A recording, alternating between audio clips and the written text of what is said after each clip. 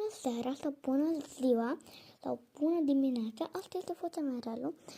Acum am făcut realul voice reveal pentru că la celelalte videoclipuri care le-am făcut cu voice reveal nu prea au mers, adică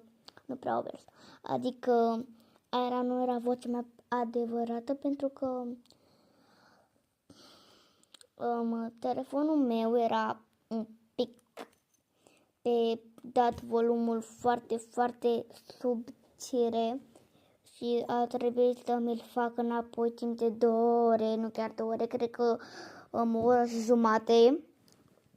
Și acum am vrut să vă arăt vocea mea reală, pentru că aia nu era vocea mea reală, era altă voce, doar că era un pic mai subțire decât alta care vorbesc eu acum. Deci asta e vocea mea reală. Asta este face reveal-ul meu. O să fac face reveal la 2000 de abonați, chiar dacă am zis în alt episod că fac face reveal la 100 de abonați, o să fac la 200 pentru că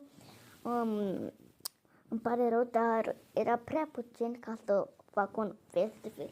Deci ți-am promis că la 140 de abonați o să fac realul voice reveal. Doar că acum am trezit un pic mai puțin, că nu mi-am stat cam mult timp pe telefoane. Asta e face reveal-ul, voice reveal-ul meu. O să fac face reveal la 2000 de abonați, nu uitați. Și noapte bună cine se bagă la somn și bună dimineața cine s-a trezit. La revedere!